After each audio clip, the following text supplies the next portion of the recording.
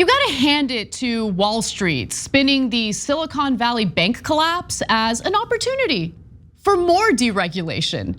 That's what JPMorgan Chase CEO Jamie Dimon did in his annual letter to shareholders. To be fair, Dimon's letter included some kernels of truth before devolving into the typical anti-regulation whining you would expect from the CEO of the largest bank in the country. Dimon rightly criticized the mismanagement of Silicon Valley Bank by emphasizing how they, concentrated their client base and some of their investments in the tech sector. He was right about that. He also wrote, quote, ironically, banks were incentivized to own very safe government securities because they were considered highly liquid by regulators. And you know what? That's actually true too. And maybe regulators shouldn't include investments that could lose value when interest rates rise as highly liquid. In fact, the decision by Silicon Valley Bank to invest its assets in long-term treasuries proved to be a pretty bad idea.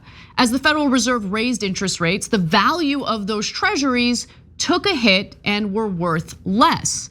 So when Silicon Valley Bank started selling treasuries in order to fulfill depositor withdrawals, they suffered a $1.8 billion loss. And as you can imagine, that triggered panic among SVB clients, who then staged one of the largest bank runs in United States history. Soon depositors tried to withdraw $42 billion in a single day. By the next morning, we all know what happened. Silicon Valley banks collapsed and the federal regulators took control. Now, had there been more oversight to ensure that Silicon Valley Bank diversified its investments and client base, the collapse could have been prevented. But that is not Jamie Dimon's takeaway. He seems to be calling for less, not more regulation. But weirdly enough, he stops using the collapse of Silicon Valley Bank and its failure to make the argument and instead pivots to regulations pertaining to big banks like his. For example, he took aim at the Federal Reserve's annual big bank stress tests. The reason the Fed does this is to gauge the largest bank's ability to withstand economic shocks, which if you have two brain cells to rub together, you know that sounds pretty freaking important, right? Especially since these are the so-called too big to fail banks that will inevitably get bailed out because failing to do so could tank the world economy. But here's what Dimon argues in his shareholder letter. He writes, quote, regulation, particularly stress testing, should be more thoughtful and forward-looking. It has become an enormous, mind-numbingly complex task about crossing T's and dotting I's. Ugh. Being thorough when the health of the world economy is on the line is just so icky, am I right? In all seriousness, keep in mind that SVB was not subject to some of the toughest regulatory measures, including regular stress tests, because it had less than $250 billion in assets.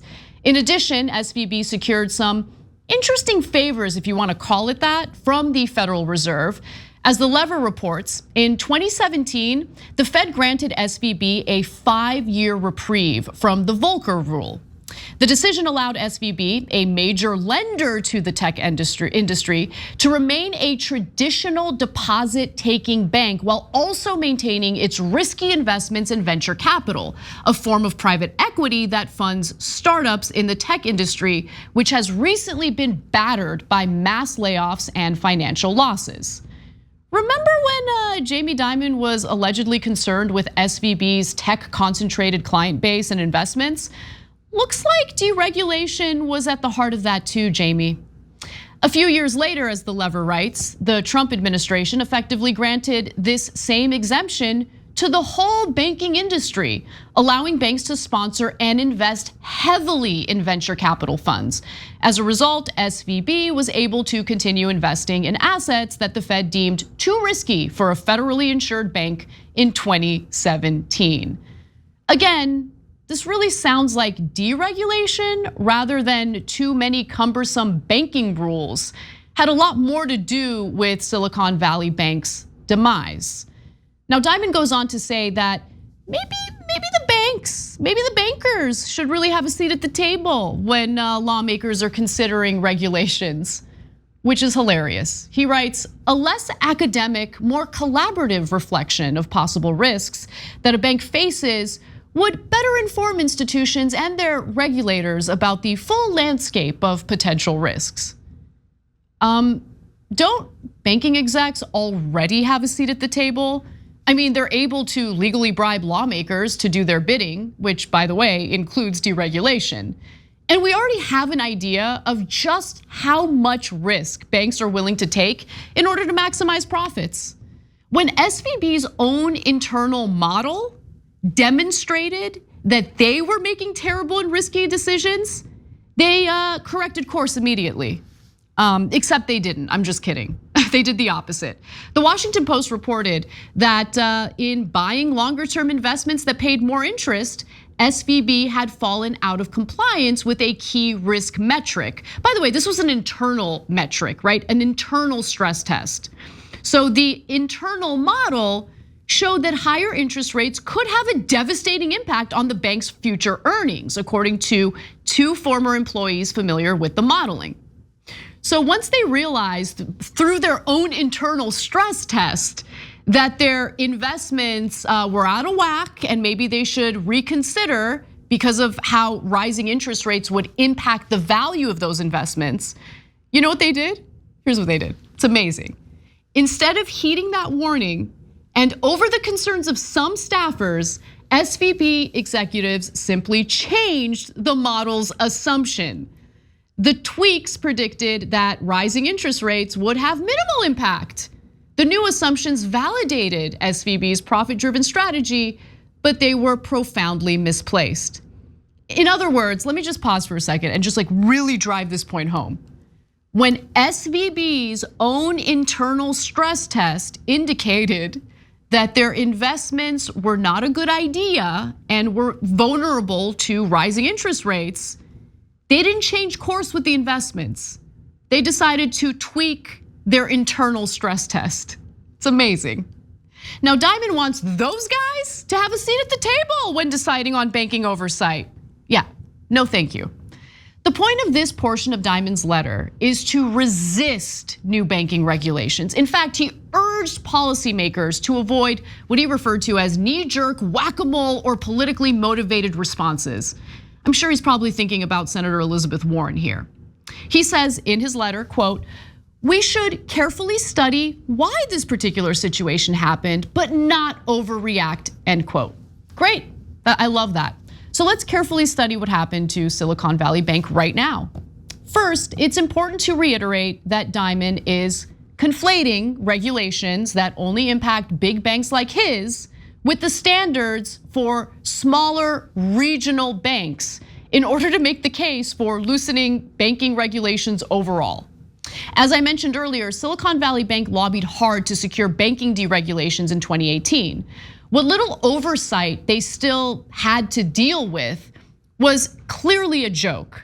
And here's what I mean when I say that. On March 19th, the New York Times reported that Silicon Valley Bank's risky practices were on the Fed's radar for more than a year before it collapsed. But the Fed clearly didn't do enough to prevent the collapse from taking place. The Times reported that in 2021, supervisors at the Federal Reserve Bank of San Francisco, which oversaw Silicon Valley Bank, issued 6 citations. Those warnings, known as matters requiring attention and matters requiring immediate attention, flagged that the firm was doing a bad job of ensuring that it would have enough easy to tap cash on hand in the event of trouble. But the bank decided to basically ignore these warnings. They did not fix their vulnerabilities clearly. And so what happened next?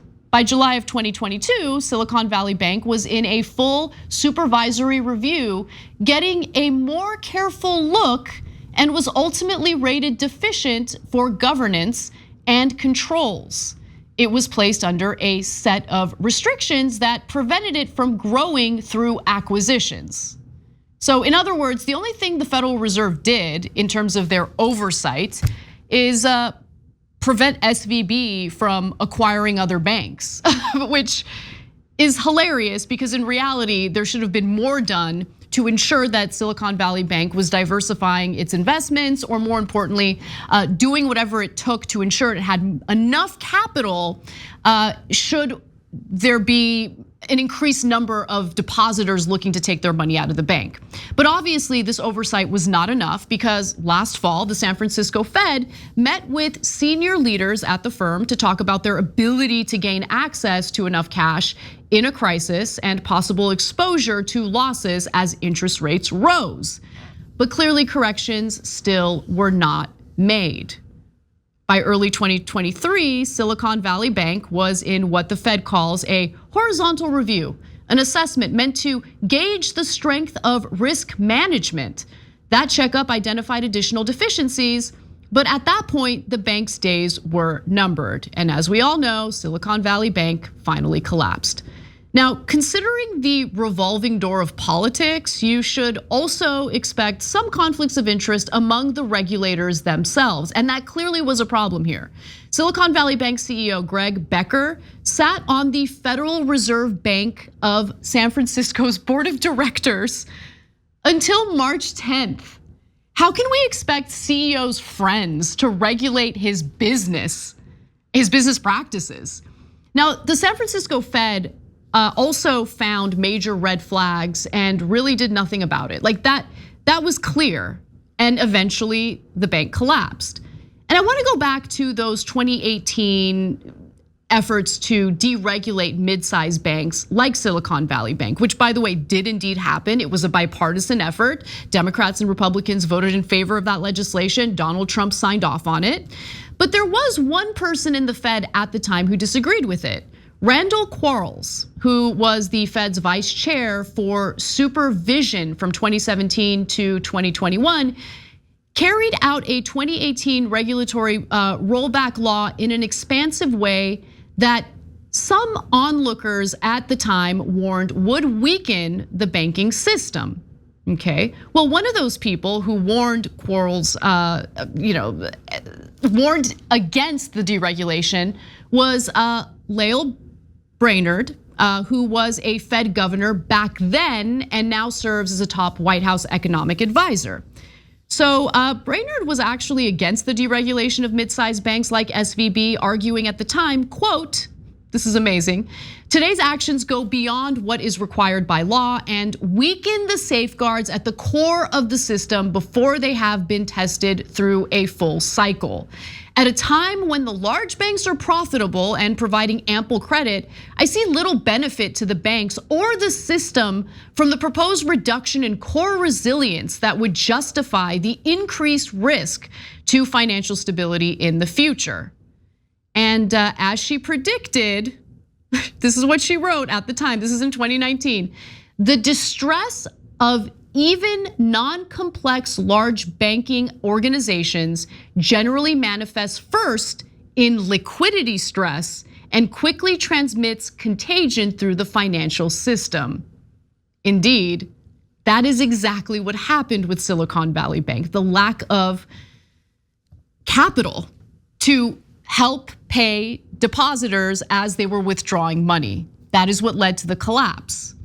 And there were so many steps that could have been taken along the way, regulatory moves that could have been implemented that could have prevented the collapse of that bank. But there wasn't enough in terms of regulation. And to be clear, even before the 2018 deregulations, the weak sauce Dodd-Frank regulations that we had in place were already too weak. Weakening them further really did put our entire banking system in more jeopardy, because if you do deregulate the banking system, the banks will take advantage of it. They will engage in risky maneuvers, risky investments, all sorts of risky garbage that puts their bank and the country's financial system in jeopardy. So that's what's really going on. And it is incredible to me that Jamie Dimon has decided to use that bank's collapse as fodder for more deregulation. It's ridiculous, it's gross, and I disagree wholeheartedly. Thanks for watching the Young Turks. Really appreciate it. Another way to show support is through YouTube memberships. You'll get to interact with us more. There's live chat emojis, badges.